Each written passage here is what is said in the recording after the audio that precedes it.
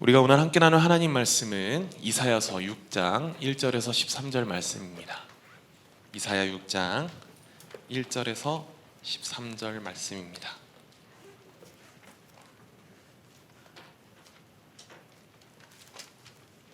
이사야서 6장 1절에서 13절 말씀 우리 함께 한 목소리로 읽도록 하겠습니다.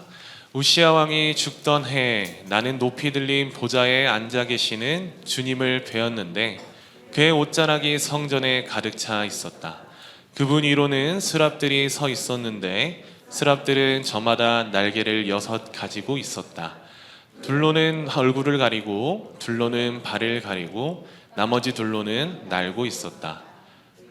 그리고 그들은 큰 소리로 노래를 부르며 화답하였다. 거룩하시다 거룩하시다 거룩하시다 만군의 주님, 온 땅에 그의 영광이 가득하다. 우렁차게 부르는 이 노랫소리에 문지방의 터가 흔들리고 성전에는 연기가 가득 찼다. 재앙이 나에게 닥치겠구나. 이제 나는 죽게 되었구나. 나는 입술이 부정한 사람인데 가운데 있으면서 왕이신 만군의 주님을 만나 뵙다니. 그때 스랍들 가운데서 하나가 제단에서 타고 있는 숯을 부집개로 집어 손에 들고 나에게 날아와서 그것을 나의 입에 대며 말하였다. 이것이 너의 입술에 닿았으니 너의 악은 사라지고 너의 죄는 사해졌다.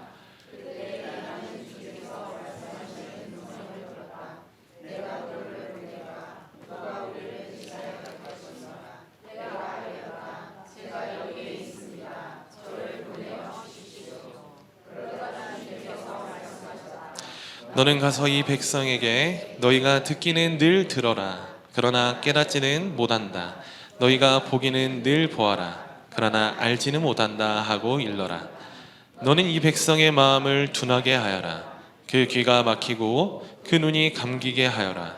그리하여 그들이 볼 수 없고 들을 수 없고 또 마음으로 깨달을 수 없게 하여라.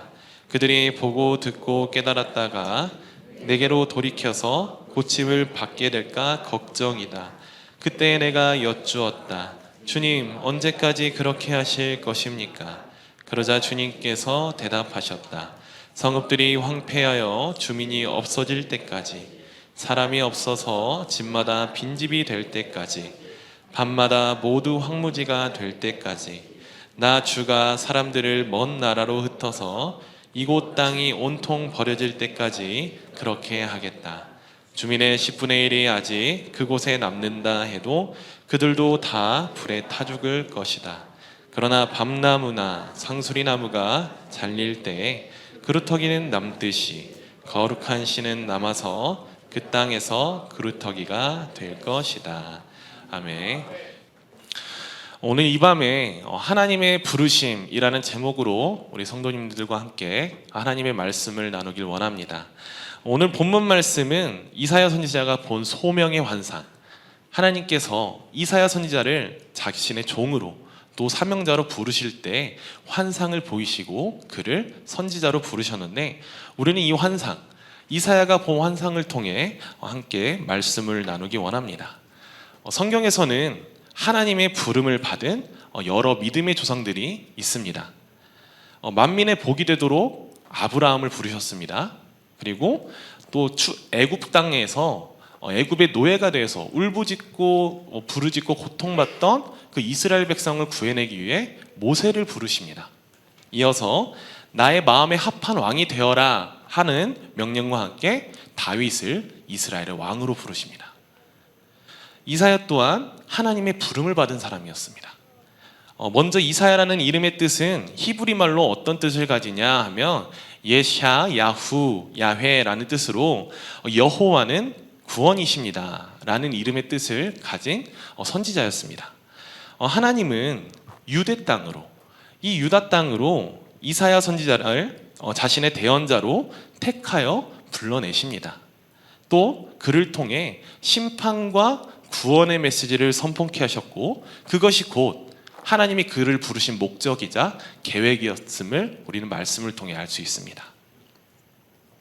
하나님께서는 어떤 한 사람을 부르실 때 너 이쁘구나, 너 일로 와라, 이렇게 부르시지 않으시고 그 한 사람을 부를 때 하나님께서 가지고 있는 계획과 목적을 가지고 불러내십니다.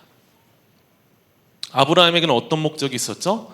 온 열방이 복을 받을 수 있도록 그를 복의 통로로 사용하셨습니다. 또 앞에서 말한 그 이스라엘 백성들의 울부짖음을 듣고 그 애굽 땅에서 울부짖고 고통받아 하는 신음소리를 듣고 모세를 보내서 그를 그들의 리더로 또 건져내는 자로 사용하십니다. 또 이어서 이사야 선지자를 통해서는 그 유다 나라를 향한 심판과 구원의 메시지를 선포하심과 더불어서 후대의 모든 열방에 장차 오실 메시아 그리스도 그 메시지 메시아에 대한 메시지를 이사야 선지자를 통하여서 주전 740년에 그때 선포케 하시고 메시아에 대해 예언하는 것, 그것이 하나님이 이사야 선지자를 부르신 목적이자 계획, 뜻이었습니다. 하나님의 부르심에 대해서는 예레미야 1장 5절에서 잘 말해주고 있습니다. 우리 함께 예레미야 1장 5절 말씀을 함께 찾아보도록 하겠습니다. 예레미야 1장 5절 말씀입니다.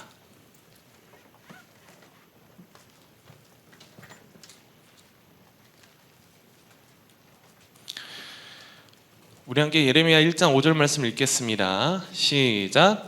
내가 너를 모태에서 짓기도 전에 너를 선택하고 내가 태어나기도 전에 너를 거룩하게 구별해서 뭇 민족에게 보낼 예언자로 세웠다. 아멘. 하나님께서 예레미야 선지자를 부르실 때 뭐라고 말씀하십니까?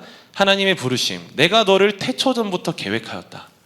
내가 이 세상을 창조하기 전부터 너를 향한 계획을 가지고 있었고 너를 향한 목적이 있었고 또 네가 어머니 배에서 태어나기 전에 나는 너를 구별하여 택한 백성으로 세웠다 라고 말씀하십니다.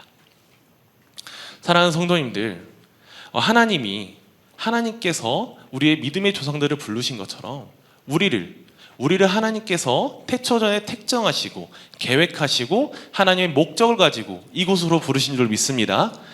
여러분이 이곳에 계신 것은 결코 여러분의 뜻과 계획대로 오신 것이 아닙니다. 하나님께서 계획하셨기 때문에, 하나님께서 목적과 계획을 가지고 여러분을 이 자리로 부르셨고 하나님이 모든 걸 주관하신다는 말씀이십니다. 하나님의 계획은 놀랍습니다. 또 그 목적은 감히 인간이 헤아릴 수 없을 정도로 또 크고 광대합니다. 그런데 우리가 한 가지 이해할 수 있는 건 무엇이냐? 하나님의 계획과 목적은 살리시기 위해 부르셨다는 것입니다. 또 우리를 구원하신 하나님께서 살리라, 그 말씀, 그 살리라는 사명을 다하도록 우리를 부르셨다는 말씀이십니다. 결국엔 구원이다, 생명이다, 살리려고 부르셨다. 우리 함께 이사야 6장 1절 말씀을 읽겠습니다. 이사야 6장 1절입니다. 이사야 6장 1절 말씀. 네. 다 같이 시작.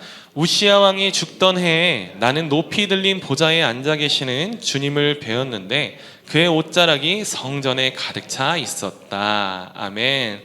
하나님을 부르시는 이사야 선지자를 하나님께서 부르실 때 환상을 보여주셨는데 그 환상을 보면 언제 그 환상을 보여주셨냐? 바로 우시야 왕이 죽던 해에 그 환상을 보았다라고 말하고 있습니다. 역대하 26장에 보면 우시야 왕에 대한, 그 당시 유대 왕이었던 우시야 왕에 대한 행적을 살펴볼 수 있는데 이 우시야 왕 참 대단한 사람이었습니다.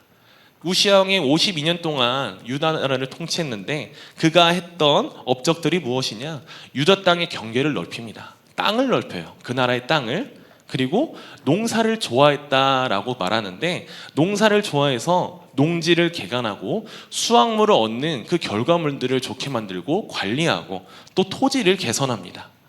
또 언제든 싸울 수 있는 군대를 양성해서 이 나라가 외세의 침략이나 외세의 그 힘에 넘어지지 않도록, 굴복하지 않도록 군대를 강화했던 왕이 바로 이 우시야 왕이었다라고 말하고 있습니다. 이 당시에 암몬 족속이 우시야 왕 때 유다에 조공을 바쳤다라고 기록하는데 약소국이 강대국에게 조공을 바치는 일이 있었던 것처럼 이 당시 암몬 족속이 유대에게 조공을 바치고 또 이러한 유대의 강대함, 강성함이 온 애굽, 저 멀리 애굽 전역까지 퍼져서 함부로 하지 못하는 나라였다라고 말하고 있습니다. 이처럼 우시야 왕, 이 우시야 왕은 유다를 강성케 했던 능력 있는 왕이었다라는 걸 알 수 있습니다. 그런데 이 우시야 왕 끝까지 잘 해내지 못했습니다. 초중반까지 잘했는데 후기 말기에 가서 이 강성케 되니까 교만함이 찾아왔다라고 말합니다. 이 우시야 왕은 사울 왕이 죄를 범했던 것처럼 제사장에게만 맡겨져서 진행돼야 될 하나님을 제사하는 그 일에 관여해서 자기가 스스로 해내려고 하게 됩니다. 그래서 그거 어떻게 되냐면 그 성전 안에서 그 제사 드리는 그 자리에서 이마에 나병이 생기게 되고, 나병은 부정한 것으로 여겨져서 그는 별세할 때까지, 그의 생명을 다할 때까지 별궁에서 기거하다 생을 마감하게 되는 왕이 됩니다. 이 나라를, 유대 나라를 강성케 했던 이 우시야 왕, 이 우시야 왕이 죽던 해는 어떤 상황이라 말할 수 있냐면 유대 나라에게 있어서 위기의 상황이라, 위기에 놓인 때라 말할 수 있습니다. 왜 그런가요? 당시 유대 아래로는 애굽이라는 나라가 힘을 키우고 있습니다. 그리고 그 위로는 아수르라는 나라가 호시탐탐 이 유대, 또 이 땅을 언제 침략할지 노리고 있는 것입니다. 이들에게 우시야 왕의 죽음은 기회와도 마찬가지였습니다. 이 유대 나라를 정복할 수 있는, 또 이 유대 나라의 그 강대함이 무너지는 이 순간이 이 주변 국가에게는 기회였다는 말입니다. 또한 역대하에서 우시야 왕을 이어서 그의 아들 요담이 왕이 되었다고 하는데, 그 당시 유대 나라 그 우시야 왕 말기, 또 요담에게 왕이 넘어가는 그 시기에 그 땅이 여전히 부패하였다라고 말합니다. 외적으로는 주변 국가가 유대라는 나라를 노리고, 내부적으로는 그 나라가 부패하여 썩어져가는 그런 나라, 이런 상황을 유대에게는 유대 나라의 위기에 처했다, 위기의 상황이다 말할 수 있는 것입니다. 그런데 이런 위기의 상황, 외부적으로 그 힘이 내가 더 힘센 왕이 될 거야 하고 쫓아하는 그 상황과 내부적으로는 썩어져서 부패한 그 상황, 이 위기와 혼돈과 혼란과 어려움의 상황 가운데서 하나님께서 이사야 선지자에게 무엇을 보여주시냐? 바로 이사야서 6장 1절, 주께서 높이 들린 보좌에 앉으셨고 주의 옷자락이 그의 성전에 가득하도다. 이 보좌는 어떤 자리입니까? 누가 앉을 수 있죠? 바로 왕이 앉을 수 있는 자리입니다. 오직 왕만이 앉을 수 있는 자리입니다. 또한 이 주의 옷자락이 성전에 가득 찼다고 말하는데, 이 당시에 한 나라의 왕이 자신의 위엄과 권위를 나타내는, 권위를 상징하는 옷이 바로 자색 옷감으로 만든, 그 고급 원단으로 만든 망토였고, 그 망토가 바닥까지 길게 늘어지는 것이 곧 그 왕의 위엄과 권위와 힘을 상징했습니다. 그런데 주의 옷자락이 주의 성전에 가득하도다. 주의 옷자락이 주의 성전에 가득하도다. 이사야 선지자가 본 환상이 말해주는 건 무엇입니까? 높은 보좌에 앉으신 하나님이, 하나님의 옷자락이 성전에 가득 차고 하나님의 넘치는 위엄과 권위와 권능, 또한 하나님을 보좌하는 천사들의 멈추지 않는 거룩하다 거룩하다 거룩하다 외치는 그 찬송 소리, 바로 하나님의 영광이 드러나는 것입니다. 하나님께서는 이사야 선지자에게 이 환상을 통해 무엇을 말씀하시고자 했냐면, 내가 왕이다. 세상에 있는 그 나라에 힘세다 자랑하는, 힘세다 나서는 왕들이 왕이 아니고, 즉 그들이 왕이 아니라 내가 이 세상 만물을 다스리고 그 만유 위에 존재하는 내가 진짜 왕이다. 이것을 하나님이 이사야 선지자의 환상으로 보여줬다는 말씀이십니다. 그 위기의 상황 가운데. 사랑하는 성도님들, 오늘날 우리가 살아가는 시대와 참 많이 닮아 있습니다. 우리나라 밖으로는 지금 강대국들이 서로 패권을 다투고 있지 않습니까? 서로 더 강해지려고, 서로 더 위대한 나라가 되기 위해서 가진 노력을 다하고 있습니다. 또 조금이라도 더 큰 영향력을 행사하기 위해서, 조금이라도 더 우리나라 유익이 되게 하기 위해서, 더 큰 나라가 되기 위해서, 더 큰 왕이 되게 하기 위해서 밖에서 서로를 견제하고, 나라를 견제하고 또 전쟁을 일으킵니다. 또한 그 이사야 선지자가 그 당시에 그 위기의 상황에 느꼈던 그 상황은 우리도 느낄 수 있는 게 지금 뉴스만 봐도 전 세계적으로 재난재해가 끊이지 않고 있습니다. 곳곳에 지진과 홍수와 또 사람들이 죽어나가고, 또 우리나라 내적으로는 어떻습니까? 뉴스만 보면 악인들이 판치는 것만 같습니다. 또 점점 더 부패해져만 가는 것 같습니다. 좋은 소식이 들리지 않습니다. 이 뉴스를 보면 우리의 마음은 점점 더 무거워지고, 혹시 내가 이런 어려운 일을 당하지 않을까, 혹시나 내게 이런 힘듦과 아픈 일이 생기지 않을까, 이런 두려움들만이 가득하게 됩니다. 세상에 희망과 절망, 우리는 이 땅에서 희망과 절망을 찾을 수가 없게 된 것입니다. 그러나 하나님께서는 이 땅에 희망과 소망이 있다 말씀하시지 아니하고, 내가 왕이다, 나에게 이 땅에 없는 소망과 희망이 내게 있다, 내가 주관하고 통치하는 나라, 그곳에 네가 바라는 그 소망, 나의 그 나라가 너의 희망이자 소망이다 라고 말씀하고 계십니다. 사랑하는 성도님들, 우리의 소망은 오직 하나님께 있는 줄 믿습니다. 우리가 이 소망이 하나님께 있는 이유는 무엇이냐? 그 세상 위에 군림하시는 왕이 바로 하나님이시기 때문입니다. 그래서 하나님께서는 그 하나님의 왕되심을 선포하는 자들, 그들에게 시선이 향하십니다. 누가 이 패역한 세상 가운데에서 나의 왕됨을 선포하고 있는가?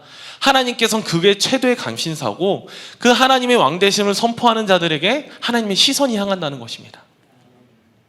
세상은 하나님을 모릅니다. 알 수가 없습니다. 그러나 우리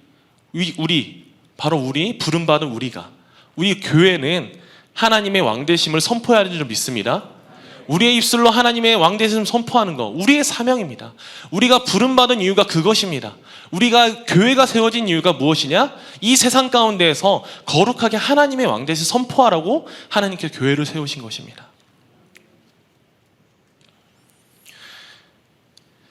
우리 함께 이사야서 6장 2절과 3절 말씀을 읽도록 하겠습니다. 2절 3절 말씀입니다. 시작. 그분 위로는 스랍들이 서 있었는데 스랍들은 저마다 날개를 6 가지고 있었다. 둘로는 얼굴을 가리고 둘로는 발을 가리고 나머지 둘로는 날고 있었다. 그리고 그들은 큰 소리로 노래를 부르며 화답하였다.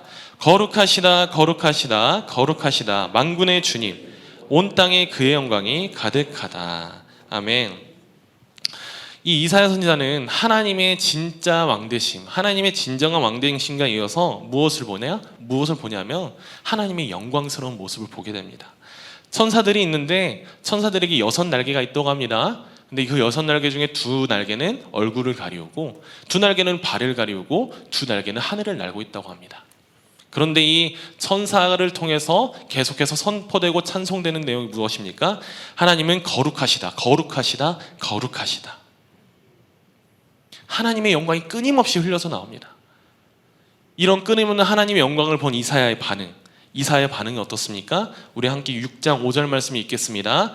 다 같이 시작. 나는 부르짖었다. 재앙이 나에게 닥치겠구나. 이제 나는 죽게 되었구나. 나는 입술이 부정한 사람인데 입술이 부정한 백성 가운데 살고 있으면서 왕이신 만군의 주님을 만나 뵙다니. 아멘. 그 거룩한 하나님의 영광을 보고 이사야의 첫 반응은 내게 재앙이 임했다.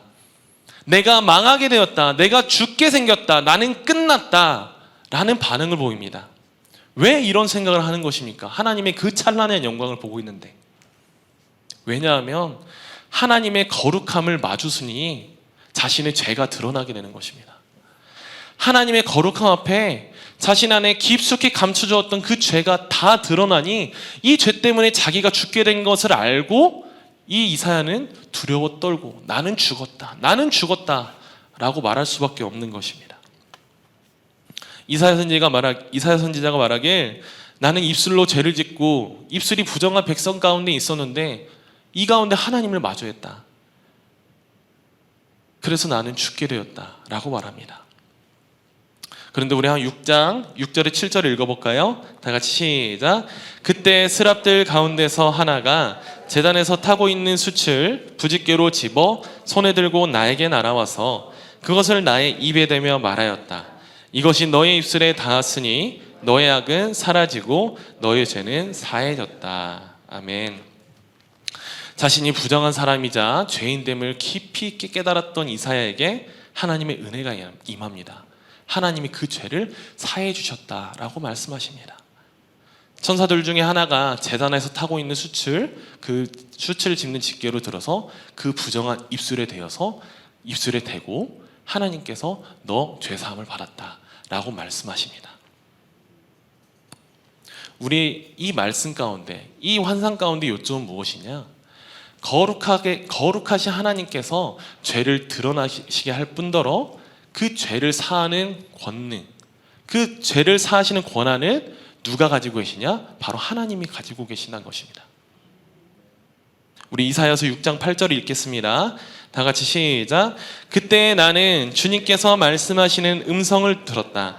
내가 누구를 보낼까? 누가 우리를 대신하여 갈 것인가? 내가 아뢰었다. 제가 여기 있습니다. 저를 보내어 주십시오. 아멘. 이사야 반응이 한번 주목해 볼까요? 이사야가 죄사함을 받기 전에 어떤 모습이었습니까? 좌절, 나는 죽었다. 절망, 나는 큰일 났다. 망했다. 이런 고백을, 이런 말을 계속했던 이사야에게 누가 나를 위해서 저기 가고 누가 우리를 갈고 라는 하나님의 그 부르심 앞에 이사야가 하나님 내가 가겠습니다. 하나님 나를 보내주세요. 내가 하나님 말씀에 따르겠습니다. 라고 고백하는 것입니다. 좌절에서 소망으로, 죽음에서 생명으로, 바로 직전까지만 해도 소망 없이 나는 죽겠구나 하고 외치던 이사야가, 두려워 떨며 하나님 앞에 뒷걸음치던 이사야가 죄사함을 받고 어떻게 됐습니까?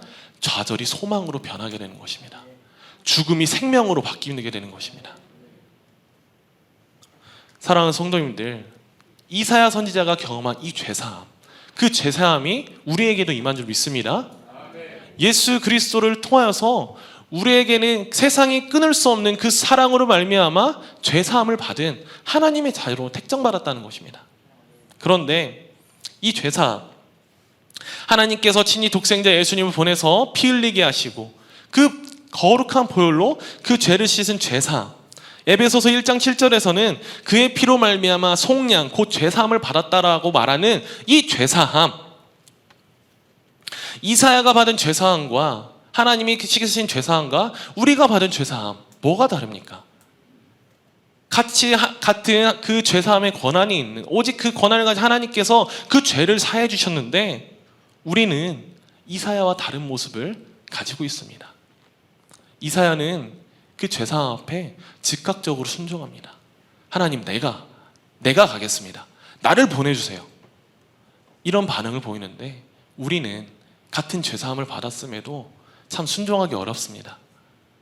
하나님 앞에 충성하기가 어렵습니다. 지금 이 설교를 하는 저부터도 참 순종하기 어렵습니다. 그런데 같은 죄사함에도 불구하고 왜 이런 차이가 생기는 것입니까? 그것은 먼저 그 죄사함에 대한 확신의 차이입니다. 확신. 내 안에 나는 죄사함을 받았다라고 성경에서 하나님께서 말씀하시는데 그 내 안에 죄사함에 대한 확신이 없으면 하나님 앞에 주저할 수밖에 없는 것입니다. 하나님 두려워요. 나한테 그 죄사함에 대한 확신이 없어요. 내가 과연 지금 죽는다고 천국에 갈 수 있나요? 나 구원받은 거 맞나요? 이런 죄사함에 대한 확신이 없다면 하나님 앞에 나아가기를 주저할 수밖에 없는 것입니다. 또한 그 성경에서 말한다고 우리가 이 죄사함에 대해서 내가 머리로 압니다. 내가 믿는다고 고백했습니다. 또 보고 압니다, 주님. 그럼에도 불구하고 내 안에 주저하는 마음이 있습니다. 이런 상황 가운데 놓을 수 있습니다. 그렇다면 그것은 하나님의 거룩을 마주하지 못하고 하나님의 거룩을 맞이하지 못한 진정한 회개, 그 진정한 회개에 이르지 못했기 때문에 주저함이 생길 수밖에 없는 것입니다. 참 이번 이사야서 말씀을 설교로 준비하면서 개인적으로 참 큰 은혜와 위로를 많이 받았습니다. 저희 가정을 향한 선교의 부르심, 그 선교의 부르심을 받을 때 이 부르심을 깨닫지 못했을 때는 하나님 앞에 참 충성하기 싫었습니다. 하나님 앞에 나오기도 싫었고 순종하기도 싫었고 하나님을 가까이 하는 것 자체를 참 어려워했습니다. 전도사임에도 불구하고. 그러나 하나님께 기도할 때 하나님의 그 거룩하신 하나님을 마주하고 나서 하나님께서는 제게 네가 얼마나 큰 죄인지 깨달아라 하는 마음을 보여주셨고, 정말 큰 회개, 정말 통하는 회개, 통곡하는 회개에 이르게 되었습니다.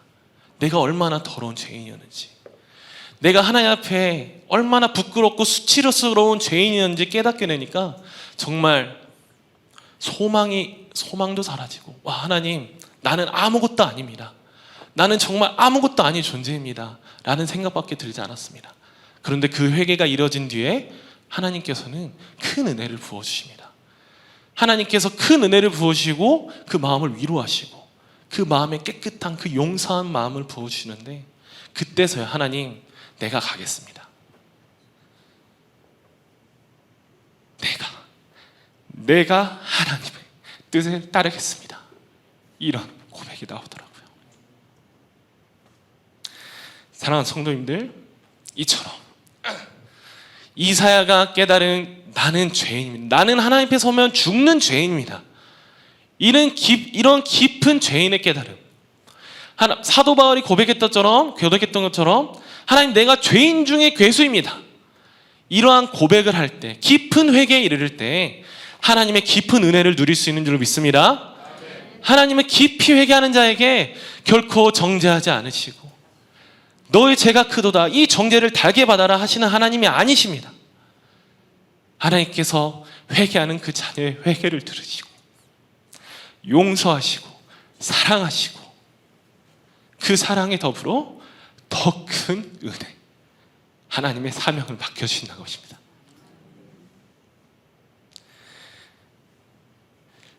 이러한 진정한 회개, 이 진정한 회개는 어떻게 이루어집니까? 하나님, 저 지금부터 회개하겠습니다.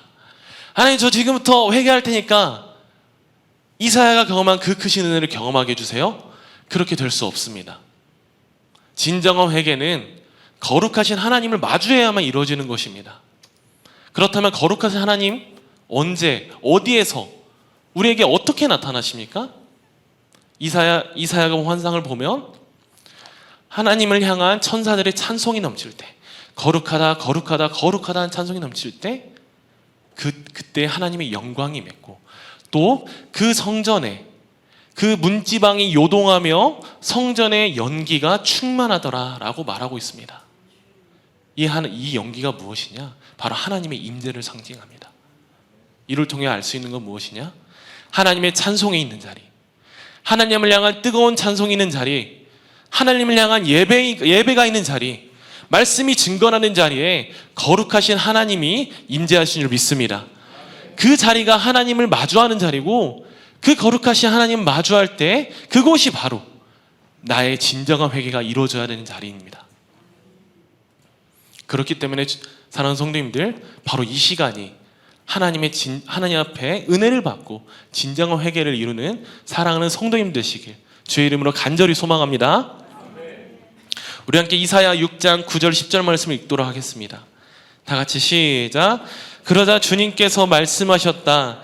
너는 가서 이 백성에게 너희가 듣기는 늘 들어라. 그러나 깨닫지는 못한다. 너희가 보기는 늘 보아라. 그러나 알지는 못한다 하고 일러라. 너는 이 백성의 마음을 둔하게 하여라. 그 귀가 막히고 그 눈이 감기게 하여라. 그리하여 그들이 볼 수 없고 들을 수 없고 또 마음으로 깨달을 수 없게 하여라.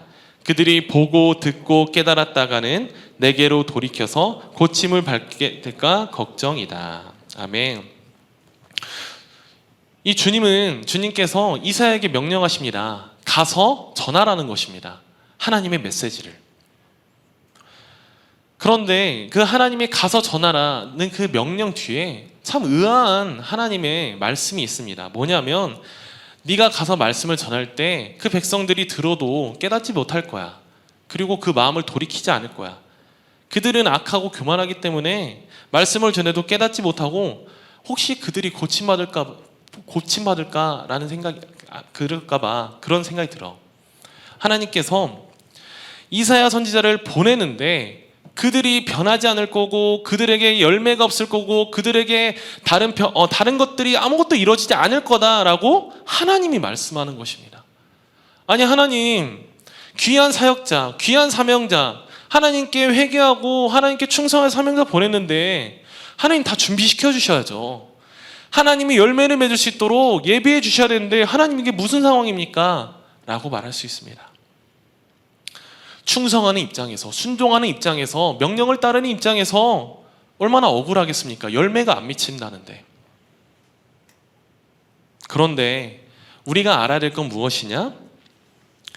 충성하는 자에 맡겨진 책무는 무엇이냐? 충성하는 것뿐이라는 것입니다.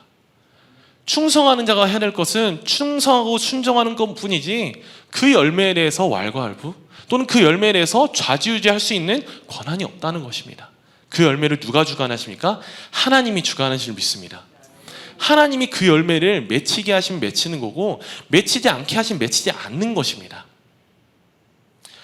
이러한 하나님의 그 마음을 사도 바울이 아주 잘 알았습니다. 고린도서 3장 6절에서 7절을 보면 이 사도 바울이 열심히 복음을 전하는데 이 복음 전하는 것을 이렇게 표현합니다. 나는 물을 주었다. 그리고 나는 물을 줬고 아볼로는 씨를 뿌렸고 이거에 대해서 오직 자라나게 하시는 이는 하나님이시다 라고 고백합니다. 물 주는 이, 씨앗을 뿌리는 이는 아무것도 아니로되 오직 자라게 하시는 이는 하나님뿐이시다 라고 말하고 있습니다. 이처럼 하나님의 부름을 받고 주의 명령에 충성하는 우리에게 맡겨진 사명은 무엇이냐? 물을 뿌리고 씨앗을 뿌리는 것, 그 이상도 그 이하도 아니라는 것입니다. 하나님의 명령에 충성하는 것, 그것에 우리들의 사명이 있고 그것을 통해 하나님의 의를 드러내는 것이 우리가 해야 할 일이지, 하나님 내가 했으니까 당연히 열매 맺게 해주셔야죠, 하나님 내가 했는데 당연히 이런 결과가 있어야죠, 따지는 건 하나님 앞에 교만이라는 것입니다. 우리는 이번 주일 참 기쁜 소식을 들었습니다. 우리 교회 가운데 이제 새벽 기도에 VIP에 이름이 올라가지 않아도 될 5명의 새 신자가 생겼다는 것입니다. 이 5분의 이름을 지어둔다는 기쁜 소식, 우리는 알고 있습니다. 그 VIP들을 위해서 목자와 목녀가 또 그 목원들이 얼마나 애쓰고 수고했을지, 와, 어떤 섬김을 했길래 그렇게 마음을 돌이켰을까? 어떻게 했길래 저 VIP들 5명이나 나와서 하나님 앞에 눈물을 흘리며 하나님의 말씀을 들 때 눈물을 흘리며 그 하나님의 임재를 경험했을까? 우리는 압니다. 얼마나 목자 목녀 노력했을지. 그러나 우리가 더 확실히 아는 건 무엇입니까? 하나님이 하셨다는 것입니다. 사람이 했기 때문에 그런 열매가 맺힌 게 아니라 하나님이 하셨기 때문에.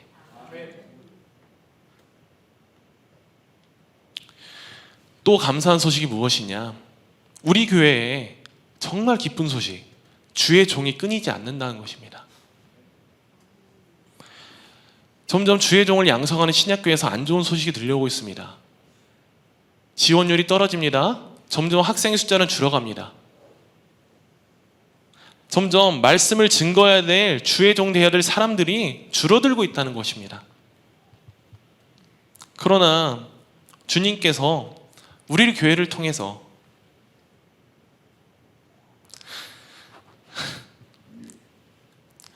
주님의 종된 자들을 계속해서 양성해내고 계시다는 것입니다.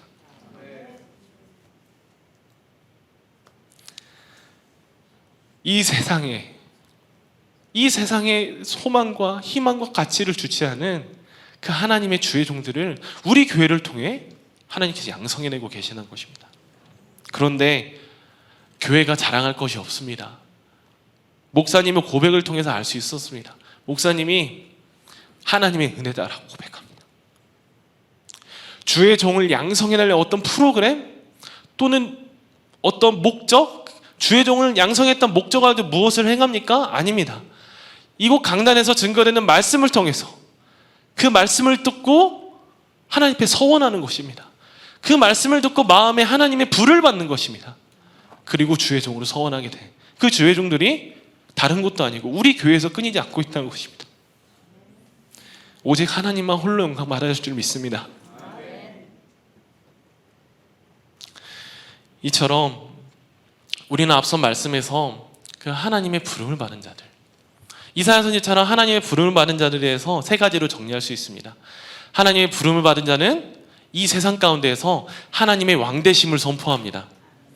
또한 하나님의 부름 받은 자, 하나님 앞에 처절한 회개, 진정 회개를 통해 그 하나님의 거룩하심을 깨닫고 하나님의 깊은 은혜로 나아가는 자들입니다.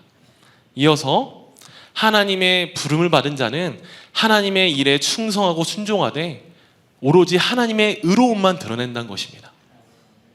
우리 함께 이사야 6장 11절 말씀을 읽겠습니다. 이사야 6장 11절 말씀입니다. 시작. 그때 내가 여쭈었다. 주님 언제까지 그렇게 하실 것입니까? 그러자 주님께서 대답하셨다. 성읍들이 황폐하여 주민이 없어질 때까지, 사람이 없어서 집마다 빈집이 될 때까지, 밭마다 모두 황무지가 될 때까지. 아멘. 하나님께서 이사야 선지자를 소망도 없습니다, 희망도 없는 가운데, 또 어떤 열매도 맺히지 않은 가운데 하나님의 사명자로 부르셨습니다. 우리 함께 13절 말씀 읽겠습니다. 시작. 주민의 10분의 1이 아직 그곳에 남는다 해도 그들도 다 불에 타 죽을 것이다. 그러나 밤나무나 상수리나무가 잘릴 때에 그루터기는 남듯이 거룩한 씨는 남아서 그 땅에서 그루터기가 될 것이다. 아멘. 이 성읍과 토지가 황폐해지고 사람들이 살 수 없는 땅이 될 때까지 이사야 선지자에게 주어진 명령은 유효했습니다. 아무런 열매도 없고 소망도 희망도 없는 상황 가운데 하나님께서 언제까지 하라 하시냐? 세상 끝날까지. 그 땅이 황폐해질 때까지 나의 명령을 하라, 나의 명령을 따르라 라고 말하는데, 그 땅의 소망, 이 황폐하고 점점 망해가고 아무런 생명도 자랄 수 없는 그 땅에 하나님 소망이 무엇이었냐? 바로 13절에서 말하는 것처럼 그루터기다 말하고 계십니다. 그루터기, 그 나무를 잘라내고 그 땅에 박힌 남아있는 밑둥, 이 그루터기가 나의 거룩한 씨이자 이 마지막 때에 남은 자이다 라고 말하는 것입니다. 사랑하는 성도님들, 지금 우리 교회가 이 땅의 희망인, 이 땅의 마지막 소망인 그루터기가 되어야 될 줄 믿습니다. 그 나무가 잘리고 베이고 불에 타워지고 상처를 입음에도 불구하고 끝까지 남아있는 그 남은 자, 그루터기와 같은 사람이 바로 우리가 되어야 할 줄 믿습니다. 하나님은 끝까지 남아있는 자에게 네가 나의 거룩한 씨다, 네가 나의 거룩한 씨이고 곧 나에게 맺혀질 열매다 라고 말씀하십니다. 사랑하는 성도님들, 우리는 부름받았습니다. 우리는 하나님의 크신 계획과 목적을 이루기 위해서 부름받은 사람들이고, 이 세상, 이 유대 땅이 점점 황폐해지는 것처럼 이 땅은 더 좋아지지 않습니다. 더 황폐해질 것이고 더 악해질 것이고 부패할 것이고 이 땅에서 희망과 소망을 찾아볼 수 없게 될 것입니다. 그럼에도 불구하고 우리가 소망이 넘칠 수 있는 이유는 바로 저 하늘에 있기 때문인 줄 믿습니다. 하늘에서 우리를 네가 남은 그루터기다 라고 바라보십니다. 네가 이 땅에 남은 그루터기다, 남은 씨이다, 남은 자이다. 우리가 이 말씀을 기억하며 내가 그루터기가 되어, 하나님 내가 남은 자 되어 하나님의 거룩한 씨 되어서 하나님의 명령을 따르겠습니다, 하나님께 순종하겠습니다, 이 땅에서 하나님의 왕되심을 선포하겠습니다 라고 소원하는 우리 사랑하는 성도님들 되시길 주님의 이름으로 간절히 축복합니다.